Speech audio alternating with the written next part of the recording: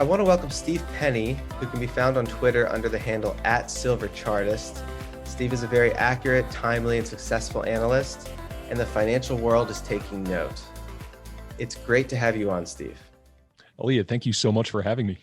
I'm really excited to speak with you today because you have made mention that we may be in the early stages of a greater depression. If so, there may be some related areas with big price movement potential out there. So can you please share your thoughts and some context behind some of the assets that could rise exponentially throughout this potential depression? Absolutely. Just on a ratio basis, if you look at a chart of commodities versus the S&P 500, and if you go back about 50 or 60 years, what you'll see is that we are at an all-time low in this ratio where commodities have never been so undervalued relative to paper assets, namely general equities and the S&P 500. So that alone presents a compelling opportunity. Now, timing is a different story because you could have said the same thing, in 2016 and 2017 and 2018, but some of the fundamentals really suggest that that ratio is trying to turn around. And whenever ratios get so out of whack like this, they typically not only revert to the mean, but they overshoot to the opposite side. So I think that we have a fantastic opportunity right here in many commodities. And I am specifically focused on silver, gold, uranium, and also copper and nickel have recently caught my attention. Let's start with uranium. So what is the bull case for uranium? Absolutely. And uranium it's speculative, but it is one of the most compelling setups that I see right now. And what we have in uranium is a pure supply demand story. If you go back to 2011, we had that Fukushima Daiichi nuclear disaster in Japan. And as a result of that, much of the world nuclear came offline. Countries disavowed nuclear. We're never doing that again. We're going to diversify away from nuclear. And meanwhile, mining companies continued to produce uranium because that's what they do. They produce uranium. So we had a massive supply glut as demand decreased. What's happening now is that secondary supply, that massive above ground secondary supply, is nearly depleted. And the world is turning back to nuclear. One, because they need it, and two, because it's clean energy. There's zero carbon emissions with nuclear. And a lot of people don't realize this, but here in the United States, roughly 20% of our power grid is powered by nuclear, and roughly 10% of the global electrical grid is powered by nuclear. And what we have right now is a spot price that is below the cost to mine it. In other words, mining companies cannot pull this stuff out of the ground at a profit. So one of two things must happen.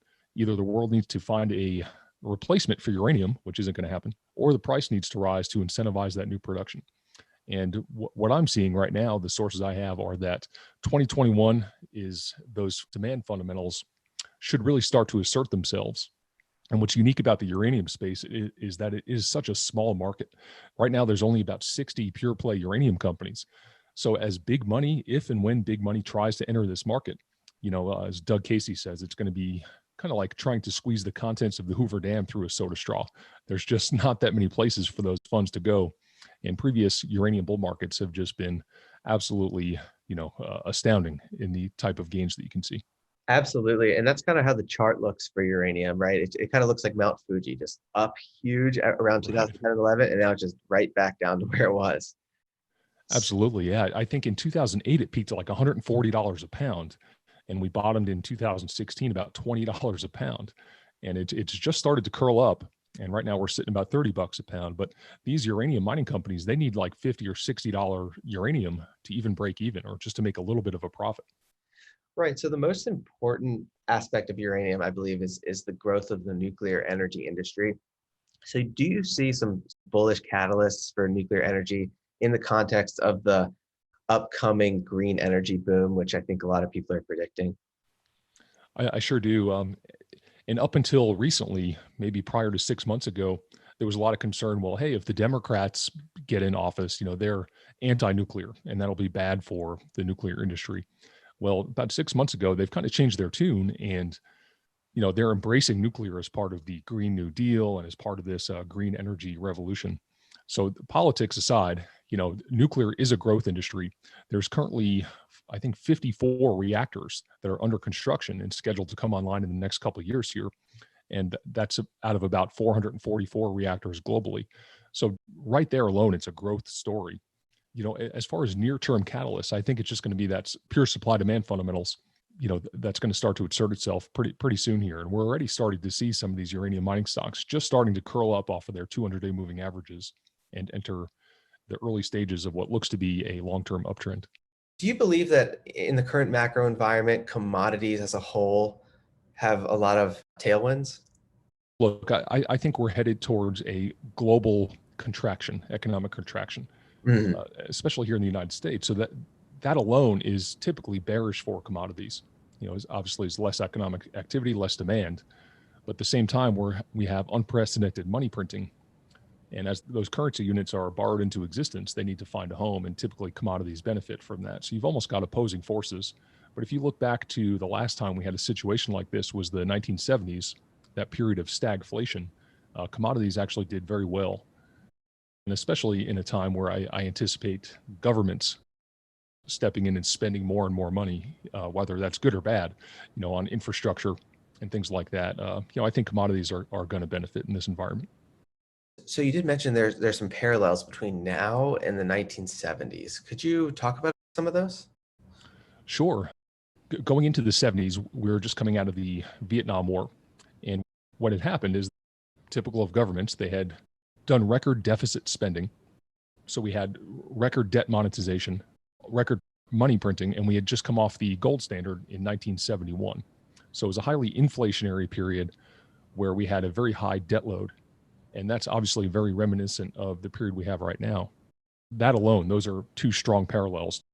I hear what you're saying. It's a similar situation in that there's a lot of debt growth, a lot of government spending, and that's exactly what's happening now, an unsustainable debt load that they're continuing to grow. And it seems like it's going to be impossible for them to pay it off, right? Absolutely. And here's a big difference too. So in the period of the 1970s, kind of switching gears to precious metals a little bit, silver went up roughly 35-fold and gold went up roughly 23-fold, if I remember correctly, over that decade. Yep. And you could say, well, what ended that bull market? Well, Paul Volcker was he was the Federal Reserve Chairman, and he raised interest rates to like 19%. Well, you can't do that today. And that's what broke the back of inflation. If they raised rates to even 10% on a $27 trillion national debt, that would be what, $2.7 trillion in interest payments. And they collect roughly, $3.5 trillion or so in federal tax receipts. So that just can't happen. The math doesn't work. So there's no way they can raise rates like that. Yeah, and it seems like ever since Paul Volcker did that, there's just been this incredible bond bull market, right? For like the last 50 years. And the Fed, with their money printing and manipulation of market psychology, has been able to sustain that. But do you see anything that's going to put an end to that? Because it has seemed like they've been able to stifle inflation a bit over the last few decades. So how long is the Fed potentially going to be able to keep manipulating market psychology like this? Yeah, that's the million-dollar question. And this system is obviously unsustainable. I think most people would agree with that. Yep. We're approaching a point where the interest on the debt is going to exceed federal tax receipts at some point. And the two biggest variables in that equation are one, interest rates, and two, loss of confidence or psychology. And it's hard to predict both of those things, but we do know we're headed towards that point. But so how much longer can they keep kicking this can down the road? And I just don't know, but it seems like people are starting to lose confidence, maybe starting to wake up. One of the ways that we can see that is a shift from people parking their money in traditional assets like equities over into hard assets like silver, gold, and commodities. Absolutely. And there does seem to be that shift. This year, we saw a big rise in silver and gold miners and the price of gold. That does seem to have plateaued a little bit. And, since you're kind of the expert technical analyst, do you still see a bullish uptrend in, silver miners, silver and gold? I do. So right now, gold, silver are still trading above a rising 200-day moving average. And most technical analysts would say that's the simplest definition of an uptrend, is when price is above a rising 200-day moving average. And that's still the case with many of the mining stocks and is still the case with silver. Now, gold is sitting right at its 200-day moving average, but you can make a compelling case that we're pretty close to a bottom here in gold as well. Okay. So you're saying that because they're still above the 200-day moving average, they're still on that bullish trend, right? Yes. Yeah. Now, if we were to see more weakness and price were trading below a 200-day moving average that was declining, well, then you could start talking about we're in a downtrend. Do you think silver and the miners are kind of flirting with that moving average? It does seem like there's been a lot of weakness over the last few weeks. It does. So silver is still quite a bit. Well, I shouldn't say quite a bit, but it's got some breathing room above its 200-day moving average. So do the mining stocks, or the silver mining stocks specifically. They've actually held up a little bit better over the last few weeks. But gold mining stocks, as measured by GDX and GDXJ, are both sitting like right above their 200-day moving averages. And then gold is just a little bit below it. I think it's a couple bucks below its 200-day moving average. So I think we're going to reclaim that, and I think we're going to rally here soon, would be my baseline expectation. But if price were to trade below that 200-day moving average and that 200-day were to start sloping downwards, then we would have to reassess. Okay, and that makes sense. So from a short-term investment perspective, that's when you would kind of be tactical around that. But we're all about that long-term growth story. Would you be a buyer as the price goes down? Yes, yeah, and that's what we're telling our members at the Silver Chartist report is these prices are very attractive for long-term accumulation. With my long-term investments, I just like to accumulate weakness, and I'm not worried about technical analysis. Now, when it comes to like shorter term trading, I avoid stocks that are trading below their 200-day moving average for trading purposes. But personally, I only allocate a very small percentage of my capital towards trading, as I think it's very difficult to outperform a simple buy and hold strategy in a bull market, which I'm convinced we're in. And so when you analyze these markets and the charts, do you look at like the 10-year chart, the all-time chart? I'm sure you look at the daily chart. Mm-hmm. Do you look at them in that context? I do. So every time I look at a chart, I like to look at it in three different time frames. Some people might call it the higher time frame, your primary time frame, and your lower time frame. So my higher time frame, I like to look at a 20-year monthly chart, a 10-year weekly chart, and then a 1-year daily chart. And then for trading purposes, I'll zoom into the intraday charts like 60 minutes and 5 minutes. But so I Okay. look at it in all time frames. We're actually more about long-term investing and finding the next long opportunity Mm-hmm. and just getting it as early as possible. So on the gold and silver long-term charts, like you said, the 10-year weekly, are you seeing some upside and where could that potentially go to? Yeah. So the long term chart, especially for gold right now, just looks, I mean, it is textbook. So back earlier in the year, in the spring, we broke out above $1,800. That had been previous resistance. And it is textbook to come back and back test a major breakout level, especially on lower than normal volume. And that's exactly what we've seen. Price topped at $2,089 on August 7th. And since then, we've been slowly pulling back. And just last week, we're perfectly back testing that initial breakout level. So we are in an uptrend if you look on the long-term charts. And this, in my opinion, is an ideal environment to accumulate long-term positions. It does seem kind of like a huge cup and handle if you look at the 70s until the 2000s is the cup, and then from the 2000s up till now is the handle, Mm-hmm. right? So if it breaks in through another high, then that's about as bullish as it gets, right? Absolutely. And you talk about breaking to a new high. A lot of new investors are kind of scared off by stocks or commodities or anything that is making new highs. They think, oh, it's expensive. Well, actually, that's very bullish because now there's no overhead resistance. So I would look for an eventual break of that $2,089 resistance to signal the resumption of the long-term uptrend and see some really nice up moves after we break through $2,089. And then for silver, it's kind of a different story. It seems like, if you look at from the 70s until the 2000s, it's a big cup, but then since then it's plummeted down to the floor almost. So it's not quite the same pattern, but do you still see a long-term bullish trend there? I do. I certainly do. And I think silver presents probably the most compelling value proposition of anything that I can possibly think of, with the potential exception of uranium. Those two things right there, I think, have just tremendous upside. So you mentioned silver being so cheap and how far it's come from its 1980 high. I don't think there's a single commodity on the planet that is trading below the high that it made in 1980, except for silver. I mean, think about it. Everything is trading much higher than it was 40 years ago, except for silver. Silver was $50 in 1980, and now it's like 24 bucks or so. So silver presents a extremely compelling long-term value proposition, and the trend is up. I've also heard you talk about physical precious metals. So do you see even more potential upside in owning physical as opposed to maybe owning the SLV or an ETF? Yeah, well, the mining stocks offer more leverage to the upside, Mhm. but I highly recommend physical silver as opposed to the SLV ETF. Those are fine trading vehicles, those ETFs, but Mhm. there's going to be, I believe there's much more upside potential in the physical silver because I believe it's going to become very difficult to source and premiums are going to go extremely high as the bull market matures. And you can look back over just the past few years, we've seen multiple times where premiums on a single ounce of silver were like $5 or $6 or more. I think we could see, 5, 10, even 15, $20 premiums on physical silver. And you won't necessarily see that benefit if you just own the ETFs. So you mentioned how the sourcing of the silver might be constrained. It'll be harder and harder to get. Do you know why that might be? I could go a lot of different directions with that question, but the price of silver right now is set on the Commodities Exchange or the COMEX.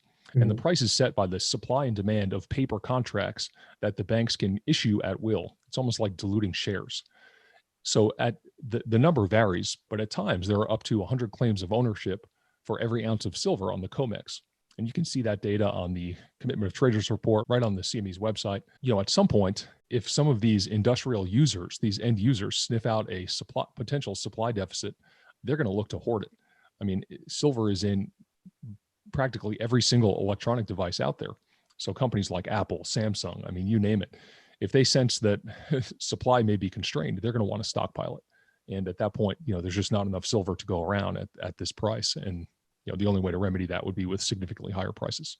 So that supply constraint could come from increased investment demand, or do you have another source that you could think of that might cause that supply constraint? Yeah, basically, I think the demand is going to increase and the perceived supply is much less than the market perceives, I believe, because I'm not sure your average retail investor or even institution realizes that, like I said, at times there are 100 claims of ownership for every ounce on the COMEX.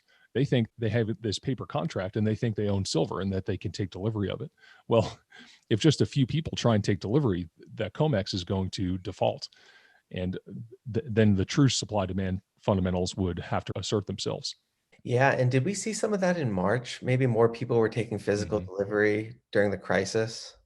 Yep. And that happens a lot. Yeah. So just back in March, if you wanted to source physical silver, not only was there a 1 to 2 month wait time, but you were paying massive premiums. And you can go to some of the biggest dealers to their website back in March, and everything was out of stock. I mean, almost everything out of stock, out of stock. So I think that's just an early sign of what's to come. And you also mentioned the physical use case and how as the economy gets more digitized, silver is going to be used more and more, as a component of these electric devices. And that's a good segue into copper and nickel, which you also talked about caught your interest. So do you have a bull case for those? I'm relatively new to the story. I just began nibbling into some positions. But again, I think it's just pure supply demand with copper and nickel. A Mm. lot of emerging markets are gaining access to electricity. They're getting access to vehicles, and we've got the electric vehicle movement really gaining steam. And all of that bodes for increased demand for copper and nickel. And this is at a time when supply has been constrained because the price has been so low for so long that new mine supply just has not been incentivized. So for a lot of these copper and nickel miners to really ramp up production, they're going to need higher prices. Yeah, and it's probably the same case with silver, where because the price has been so low, the miners have not been producing as much, and they're going to have to in order to meet demand eventually. Exactly. There's a Rick Rule quote that goes something along the lines of whenever the cost of a necessary commodity is below the all in sustaining cost to mine that commodity, one of two things must happen. Either the price must rise or the world finds a replacement. And just like in uranium, I mentioned before, there's really no replacement for silver, as it's one of, I believe it's the best conductor of electricity. But I wouldn't necessarily look to industrial demand for silver to be the catalyst to drive prices significantly higher. Historically, it's always been investment demand. The majority of demand for silver is industrial, but it's such a small percentage of the population owns physical silver. I mean, it is minuscule. And if just say 1 or 2% of the population says, hey, I'd like some exposure to physical silver, that's going to greatly change the whole supply demand fundamental. So it's the investment demand really that is going to drive the price higher going forward. And like you alluded to, this environment of debasing currencies most likely will drive people into harder assets like silver. And that's where the investment demand comes from, right? Yeah, exactly. And it's not only retail investors, but really when the institutions start. And we've seen just some early signs of that. And what usually happens is, gold leads. It gets a little bit pricey. People say, well, gold's expensive. Then they say, well, maybe I'll take a look at silver. And when institutions start trying to gain access, I mean, that's really what's going to drive the price. And some of you guys may have seen that the first quarter, Warren Buffett bought gold mining stock. That was the only stock he bought that quarter. I think it was Barrick. Mm. And some of the pension funds are starting to allocate some of their funds toward gold. And, as the price of gold rises, I think people are going to look to substitute and go for silver as it's perceived as cheaper. It's kind of hard to decide kind of how to allocate money between gold and silver, but it does seem like when it comes down to it, people choose to go pretty big on silver, at least in the past bull markets for silver. They do. And like personally, I'm focused primarily on silver right now because Mm. the gold silver ratio is at pretty close to a historic extreme. I Wow. haven't checked in the last couple of days, but it's roughly 75-1.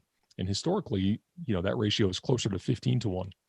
So I would certainly expect silver to outperform gold by a wide margin in the bull market. Yeah, and then the silver miners to outperform even silver by a wide margin, right? Yes, absolutely. So that is very exciting, for the audience that's positioning itself for the next greater depression. But actually, do you have any thoughts on how to allocate capital? Because, obviously we shouldn't go all in on one silver mining explorer, right? That'd be a little crazy. But then you don't necessarily want to go all in on gold because that might limit the upside of your portfolio. Mhm. So do you have any advice on portfolio construction? So I would always advise starting with this question, think of your whole financial plan as like a pie, and then decide how much of that pie do you want to allocate to the precious metals sector or the commodities sector as a whole.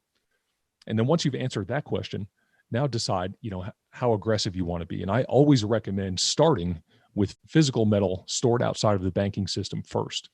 Physical metal is your defense. And it's always important, I think, to build your moat before your castle.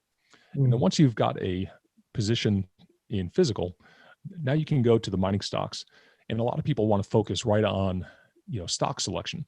And that is important. But I think even more important than that is structuring your mining stock portfolio correctly. And I break mine down into top tiers, mid tiers, and highly speculative stocks. And I'm intentional about how I want to structure that portfolio. Because if you're not intentional about it, it's easy to end up with just this, mishmash or random allocation of stocks. And a lot of people end up either, with way too many speculative stocks or, way too many conservative stocks. So be intentional about how you want to structure it. And there's no right answer. For me, I put 20% of my portfolio into explorers and developers. They're much more risky, but they've got much more upside. And I like 20% for me. Do you invest in specific stocks or ETFs more? It's specific stocks. Okay. Is that what you do at the Silver Chartist report? Yeah, the Silver Chartist report is, I call it a fully transparent over the shoulder service with real-time alerts. So I just show all the members exactly what I'm doing. They get full exposure to my exact portfolio. And then every time I push that buy or sell button, they get an alert. Within that portfolio, are there a bunch of these like smaller miners that the average retail investor might not be aware of? There are, yeah. But like I said, I only allocate roughly 20% of the portfolio to those because they're risky. Mm. A lot of people don't realize that the majority of exploration companies will never produce a single ounce of metal. That's just the historical Right. track record. Yeah. That doesn't mean they can't still go up, but they're very risky. I mean, they're one poor drill result or not getting a permit away from, a big drop in their share price. And so it's possible to lose money in a bull market by being overly exposed to those kind of stocks. So I like 20% for me. And now my top tiers, I like royalty and streaming companies as I've perceived them to be, much safer and still offer a tremendous upside. Right, absolutely. And I like the smaller cap royalty and streamers like Metalla Royalty. Mm-hmm. I think its market cap is 400 million right now. Mm-hmm. I mean, if you 10x, that gets you to 4 billion, which is again reasonable. And That's why I like the smaller cap stocks, because the multiplication potential is much higher. Exactly. Yeah, I'm a big fan of Metalla. Yeah, absolutely. And I want to buy Nova Royalty when it comes out. That one just listed on the Canadian exchange about a month ago, and it became available in the U.S. on the OTC market, I think, last week. Its market cap is like 60 million or something really low. And I love market cap because it tells you what the potential, like let's say it goes to become a billion-dollar company. Well, that's 20x. Right. Yeah. And that's why I don't like the FANG stocks, because how many X are you going to get by buying Apple? Like, is it going to go to $20 trillion market cap? Exactly. Great. So that is very enlightening. You shine some light on the commodity space and gave a really good bull case. I think probably the only headwind would just be kind of a market psychology kicking the can down the road more by the Fed, because the tailwinds are pretty self-evident. Absolutely. Yeah, it's commodities are very cyclical, and they've been in a downtrend for so long that they've just become so undervalued relative to everything else. I mean, I don't think they've ever in all of history probably been this undervalued relative to everything else, to paper assets. So there's compelling opportunity here. I mean, but they're very volatile. I mean, if we see another market-driven liquidity event like we did back in March, I mean, they could sell off sharply. So you got to have strength in your convictions if you're going to try and ride this bull market for the long term. Your conviction will be tested many times, but I think it will pay off if you have the conviction to hold on for the long term. Yeah, absolutely. And for anyone looking to get in early to have potentially explosive gains, I think the commodity space is just about all I can find right now. I mean, do you have any thoughts on stocks, like the stock market as a whole? Are you invested in that, or? I mean, not really. Very little exposure to general equities, and I think it's a bubble. I think it's one of the biggest bubbles of all time. But bubbles can always go higher. They can always inflate more. So I've stopped trying to call a top in the stock market. But at some point, I mean, that bubble is going to burst. As far as when that happens, I don't know. But I like to avoid bubbles, and commodities are the opposite of a bubble. They're like the anti-bubble. Yeah, absolutely. You should invest in the long term instead of trying to time like the top of the bubble. So, is there anything else you wanted to add? I really appreciate you having me on. If anyone would like to follow me on Twitter, I post lots of free content at Silver Chartist, and I also have a free e-letter that I send out every single week. I don't spam anyone. I just try and provide a lot of value every single week. It's a weekend chart pack, and you can get that at silverchartist.com.